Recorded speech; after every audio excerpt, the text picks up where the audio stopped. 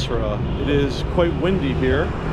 I am staying at this really fancy hotel that a friend of mine who is a tribal sheikh here in Basra Governorate suggested to me. It's very different than any other place I've stayed in Iraq. It is very expensive and very nice. And they take a credit card here, which I didn't think was possible in Iraq. So I'm gonna do a quick little excursion down to the Corniche, and I wanna see if I can find this location of an iconic photograph of the Shatt al-Arab waterway that was in National Geographic in 1999 when I was a university student. And I always loved this one particular image of Basra. And I know that what I'm going to photograph is mostly gone, but I want to see basically what's still there. So come join me to the Corniche. Well, I like this town already. I'm in southern Iraq, and there is Simpsons street art, and it's really cool. Wow. Oh man, that is awesome. The vibe in Basra is noticeably different in so many ways than Baghdad, where I've just spent, I think I was there for about 10 days. And I think a lot of that is owing to its geography. Basra is contiguous with a couple of incredibly stable places, at least as far as the governorate goes, of Kuwait and Saudi Arabia. And then of course it's also next to deeply sanctioned Iran, with which its economy is also integrated. But Basra just feels a lot more kind of laid back. I'm not, you know, just walking along with a skateboard and some of my art pieces I'm heading towards the Corniche, and I'm not, the police aren't staring at me. No one so far has asked me to see my passport or asked me for my phone number or WhatsApp, which is very common here in Iraq. If you come here, you'll learn that very quickly, especially if you're traveling alone. But it's just, it's way more mellow here. It's a totally different vibe. You know, Baghdad is kind of, for now, it's an island of stability, I think you could say, but it's adjacent to the troubled governorates of Al-Anbar and nearby, you know, up north Kirkuk and Diyala and places like that. So I think here there's just there's a much different mood. And Basra is also, in terms of its confessional demographics, it is overwhelmingly Shia and influenced by, I think, sort of a bit of a confederation of Shia militias under the Hashd al-Shabi, or Popular Mobilization Forces umbrella. But Baghdad has lots of different groups and lots of, you know, parties bickering with one another, and I think here it's more, I'm not going to say, this is definitely not politically monolithic by any stretch, but Basra has kind of a separate identity from central Iraq. And I was saying last night to these sheikhs that took me out for dinner, which was a lot of fun. I wish I had actually brought my GoPro for that, but kind of didn't want to spoil the mood of the festive outing.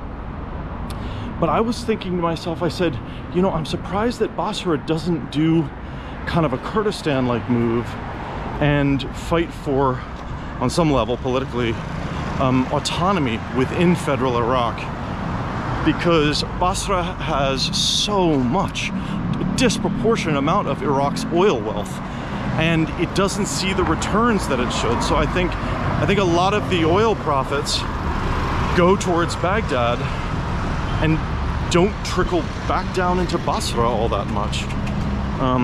Those are just some of my first impressions. I've only been here for 24 hours, but it's just some initial thoughts.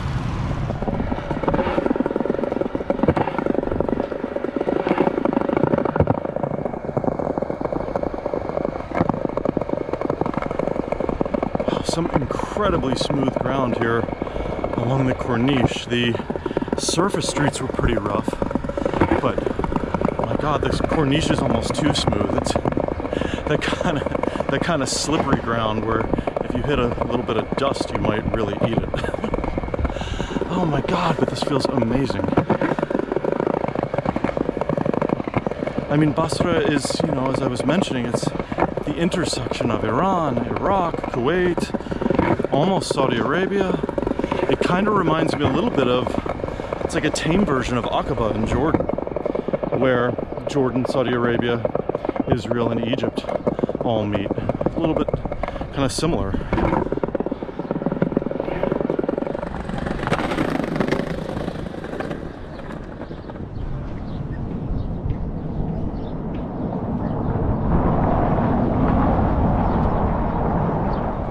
It's pretty remarkable that where there used to be cross-waterway shelling between Iran and Iraq, there's now a winged selfie station. I've never got an image of myself in one of those things before. They're usually graffiti murals in the West, but I kind of couldn't resist. It's absolutely beautiful down here, and I'm fortunate that it's not very hot, which I think for this time of year in Basra is pretty remarkable.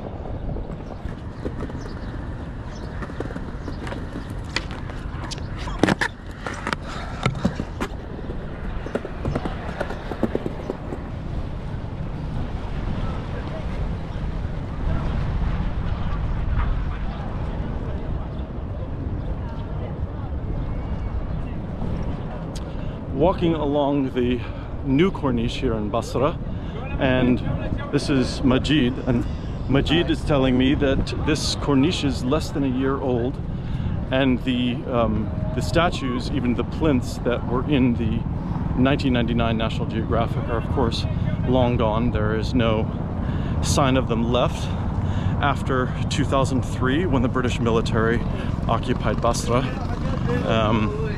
I think they were probably an affront to Iran and maybe better for cross-waterway relations, is my guess. And yeah, just taking a very nice evening walk along the corniche. Salam alaikum. So this was Saddam Hussein's presidential yacht that was moored in Basra, and Majid has explained to me that it is now used for sea research by the local university. It's looking like it's in pretty good shape. I mean, it was obviously initially abandoned 20 years ago, but that's no joke either. Okay. This is my painting, and this is beautiful. And this horse, and this woman, and the musician, this dog. This is me actually. Wow, wallah. This is my painting, 3D painting. Twice. Coca-Cola. Oh, F1. Hold on. Yeah. My friend. لقينا على الكورنيش يدور على التماثيل هاي مال صدام حسين.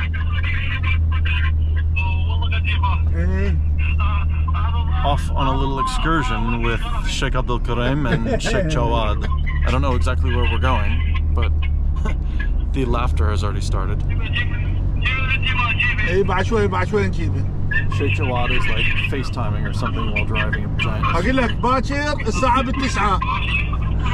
Oh, this is a good time. Loving Basra. So Sheikh Abdul Karim is telling me this is where the Euphrates and Tigris River meet. This is where they joined forces and they empty out into the Shatt al-Arab and into the Gulf. Wow.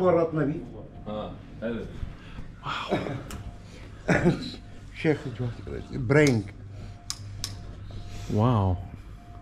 I am not very well dressed for this occasion. Yes. I should have put on a much better shirt. This is the gun. Old gun, history gun. Ooh, okay. I see it's a rifle. Is that British? Yes, British. Let's see, there's an ancient gun here on the wall. Looks like it's from the British colonial period.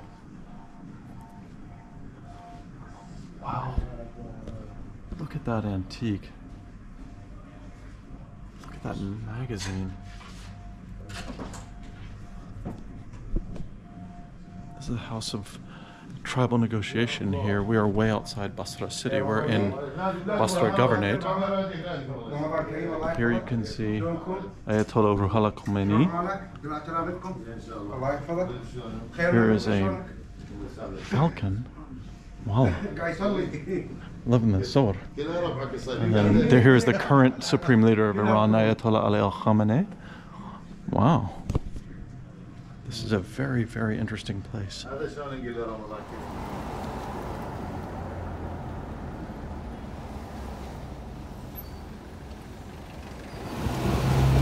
Shatt al-Arab is blooming at night. It's absolutely tranquil.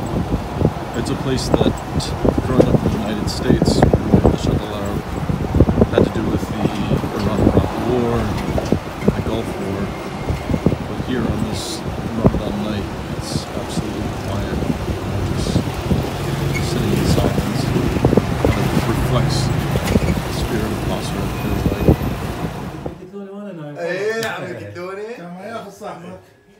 Having a big night out here in Basra. Having a very, very nice time in this gorgeous house.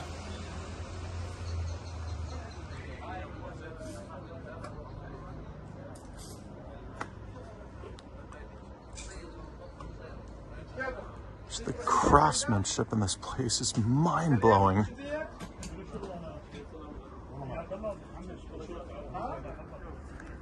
Just look at these. لا لا ادري الشيخ حيدر يعني اقول لك يعني فوق ساعتنا يمك يسمعني هسه من فوق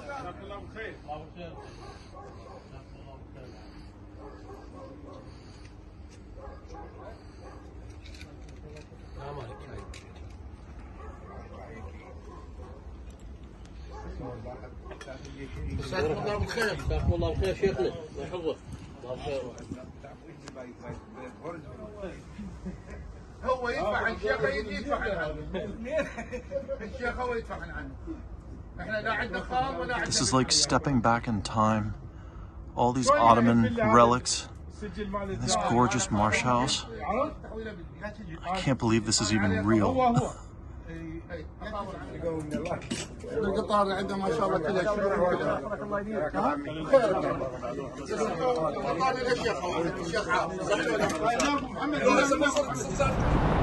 It is my last day here in Basra, sadly, but I decided that I can't leave here without going to the old city, which in the last couple of days, hanging out with my friends, the sheikhs, I haven't been to. And I have a couple of errands I need to do, and I also want to do a little quick Fabled City street art post before I leave town. So it's hot again, which I don't mind. It's actually not that bad though, and yeah, looking forward to a little adventure before heading to the next country. Just when I was setting up my e-visa for the next destination in the hotel lobby, I stumbled upon an article on Google from a colleague from Dateline from here in Basra in 2004, which is hard to think that it's now 19 years ago. But he described Basra as a lawless town where militias were competing for influence and power and fighting over smuggling routes. And you know, I think looking back in, you know, of some of the previous trips I've made to Iraq over the years, that was sort of the reputation for Basra as being sort of gangland is part of why I avoided the place, you know. And I think I actually have a colleague there was a guy I met in New York called Mika Garin, and he was taken hostage in southern Iraq, I think by the Mahdi army in 2004. He wrote a book about it, and I met him at a friend of mine from the New York Times' book release party about 5 years ago. And I can't, you know, without Googling it, I forget exactly where he was kidnapped, but I think it was somewhere in this region. And I mean, just Basra just was, it was a place that kind of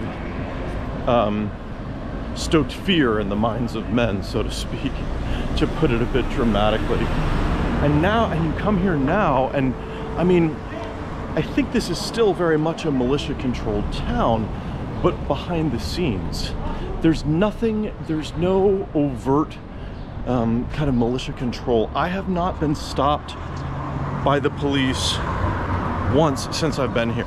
Since I entered the city, granted I've been hanging out with the sheikhs who have a lot of sway, which has been great. It's been a lot of fun, but I haven't not been bothered by any authority figures. Whereas everywhere else that I've been in Iraq on this trip, you know, I've always make sure to have my passport in my pocket, and you kind of have to be ready to be stopped at checkpoints and, you know, patted down and ask for your phone number and all these kinds of things. And here it's like, it's crazily laid back. I mean, it's kind of great, but you have to think that not that long ago, this was an extraordinarily dangerous place. There's one little interesting visual nuance that I've noticed here in the city, which is its connection to the Gulf. And by that I mean, there are plenty of businesses here that have the flags of the GCC, that is the Gulf Cooperation Council, Saudi Arabia, UAE, Bahrain, Kuwait, Qatar, and Oman, hanging in their businesses. So that shows you that, like, economically, Basra is oriented towards its neighbors to the south, whereas in Baghdad, things are more oriented towards Jordan and, well, to a lesser extent, Syria. Sorry, I'm walking, now that it's hot, I'm walking by some very, very loud generators. Now people have the AC going, the city's suddenly a lot louder. Yeah, but I don't think once in my week and a half or so in Baghdad I saw any of this kind of GCC representation. And here I'm seeing it everywhere. And as my friends said last night, they said, well, they said Basra is part of Khalij. And Khalij is Arabic for the Gulf. And it is either the Arabian Gulf, or in the West we traditionally call it the Persian Gulf. I think partly owing to the Persian Gulf War and just, I don't know, maybe the Anglo version of history, I'm not sure. But yeah, so I mean, Basra just feels, it feels like it's a world away from Baghdad on a few different levels. And just like that, according to Google Maps, this is the entree into Al-Basra Al-Kadima, or the old part of Basra city. And suddenly, the architecture has greatly changed. The houses here, although they look touched up, they look old, the style is very different. And I'm suddenly on a very narrow, quiet street with no actual traffic. Now I want to find out where there's any commercial activity, where there's a souk or a bazaar. Okay, so I just stopped a man to briefly ask if there was a souk here, any kind of main shopping district, and he told me to keep trudging ahead and then take a hard right coming up. I didn't research this that much, so I don't know exactly what I'm looking for, but in kind of a fun, purposeful way, just to sort of maybe leave what I find to be a surprise. All right, this looks like I have found a genuine souk, or authentic, as everybody says today. Now, let's see, I talked to an old man who said that there is a colleague of his who repairs watches here. Let's see if I can find him. Oh man, look at these rings. Wow. Here you go.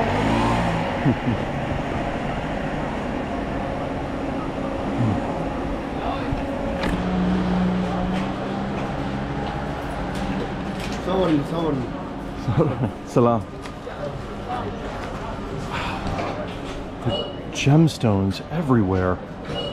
Oh man, I don't want to leave this place. Oh, and there's a tailor? Oh, I'd love to get a shirt made. Oh man,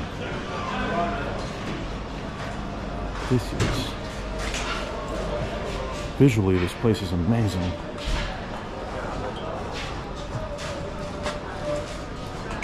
Alaikum.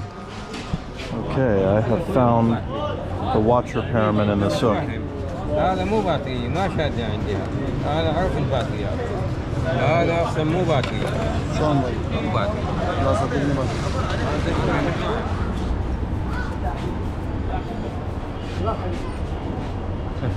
Okay. Let's see if this works here. This is my cheap Baghdad watch. Okay, my cheap watch is now back on my wrist. He said it didn't need a major repair. He just banged the pin back in. I'm tempted to see if I could get a shirt tailored. I don't know how time consuming that would be. It actually was one of my personal goals for this trip to Iraq. In 2003, I had a shirt tailored in Karbala that I still wear to this day. And I would love to get something new and something legit.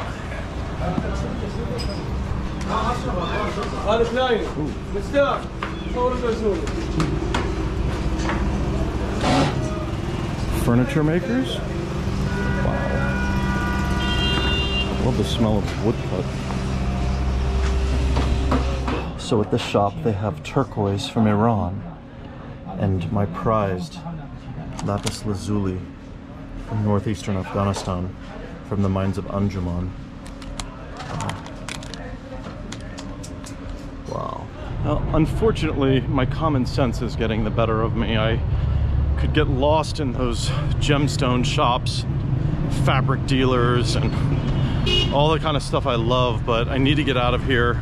I don't have time to get a ring hewn or a shirt tailored. I kind of wish I had gone to this place the first day. And I'm also really, really low on cash.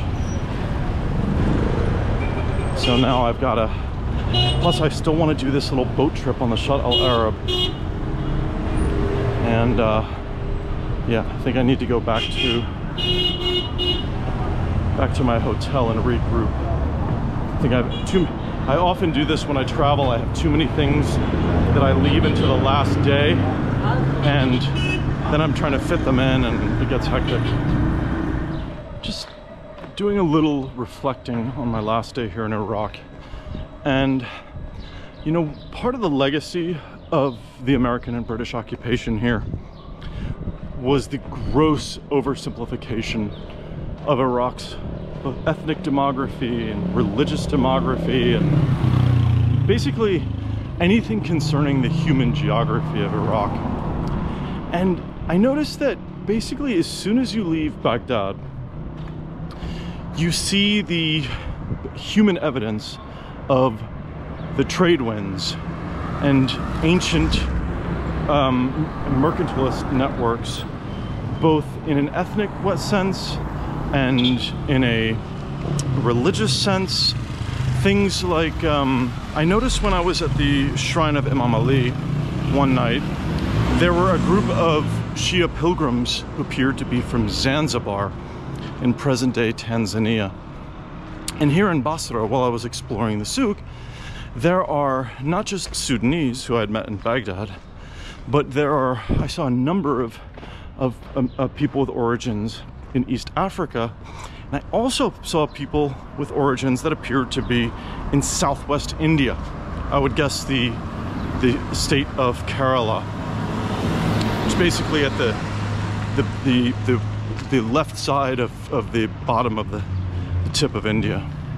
And you realize that Iraq and its outlet here in the Gulf, Basra and Qasr, are just so interwoven into a world that so predates, you know, the 1980 invasion by Iraq of Iran, or 90 of Kuwait, and all the, you know, everything that happened after that, into the terror wars. And it's just, Iraq is just such an incredibly fascinating place that has just been smeared by decades of war. And I just kind of think, like, you know, what if Iraq had been allowed to flourish all this time? And now, with this new open visa policy, relatively, not for the whole world, I think it's like 34 countries or something, or 37 countries, I forget, it's one of those. You know, now that Iraq is opening up, I'm wondering how many people are going to get to see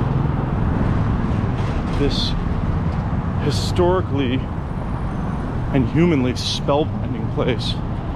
I mean, Iraqis are some of the warmest people you will ever meet in this world. Now, it's a tough place to travel here. It's definitely not easy with the police and militias, and military, and, you know, God knows how many different facets there are of the federal government and sort of the, what I'll call the subnational government, which is the Iranian imbued militia movements that have been sort of enfolded into the security forces, are now firmly part of the Iraqi polity, for better or for worse. But yeah, Iraq, they're just, it's one of those places where if you pay attention, there is so much to learn and discover here. I mean, if you're a well-traveled person who's adept at some tough conditions and doesn't mind staying at some occasionally very down at the heels accommodation, then Iraq is simply fabulous. I'm so glad I came back here. And, you know, I had hoped to do a bunch of professional projects here, which totally fell through, which was personally incredibly disappointing. But also it's nice just to travel in Iraq for the enjoyment of it and the human interaction. And that made it all worth it. Plus, I lost a good few kilos doing a bit of unintended Ramadan fasting. So, yeah, I'm very, very happy I came here.